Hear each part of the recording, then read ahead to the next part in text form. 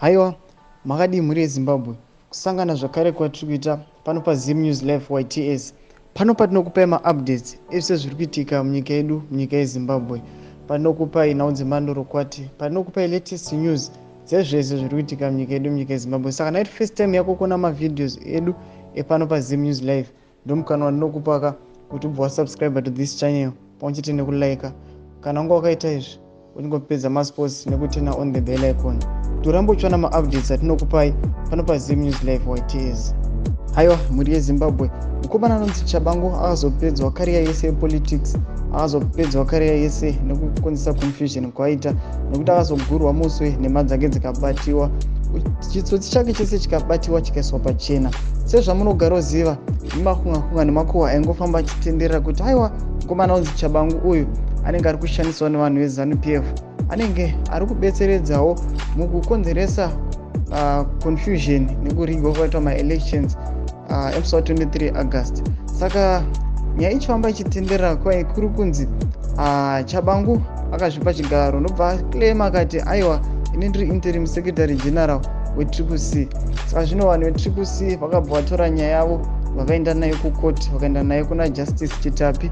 Saka nemusi wechishanu ndopa vakaenda nayo kuna Justice Chitapi. Saka vachinosvika ikoko vakaenda naye mukomana Tshabangu nevanhu veTCC. Saka zvino Tshabangu anonobatwa ikoko kuti aiwa, constitution yaiva nayo yaisava yechokwadi, yava nesome manipulations. Constitution yake, ma-constitution ainge ainawo akabata akanga akasiyana, nokuti ange ane constitution yeTCC pamwechete neconstitution yeMDC.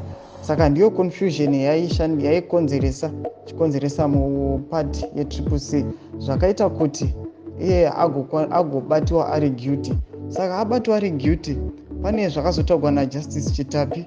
Saka pakupera kwekoti, Justice Chitapi vakabva vataura kuti Tshabangu, he must not have anything to do with the second, third and fourth complainant. Kura kuti haafaniri kuva nechaanoita pamusoro paChamisa nevamwe ma-representatives aangaenda navo. Ndo chekutanga ichi. Chechi2, kanzi CCC is separate from MDC alliance.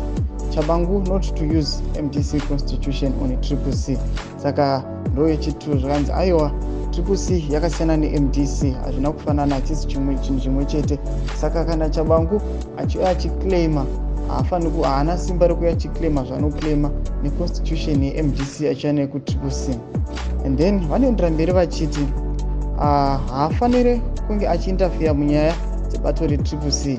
He must not have anything to do with the CCC. Vanoendera mberi zve vachiti Chamisa is the president of CCC without any doubt. Vapedza ipapo vanoendera mberi futi vachiti Tshabangu is not interim secretary of CCC. He must not recall CCC MPs. Saka izvi ndizvo zvakaitika nemusi wechishanu. Saka muri yeZimbabwe, kana mune zvamunoda kukomenda kana masuggestions amunoda kutaura pamusoro penyaya iyi, haiwa ndomukana wandinokupai. Tuve mapinda mucomment section medu mubva matipa view yenyu pamwechete nekulike nekusubscribe kuti murambe muchiwana ma-updates atinokupai pano paZim News Live YTS. Tatenda muri yeZimbabwe, tosangana vhidhiyo redu inotevera.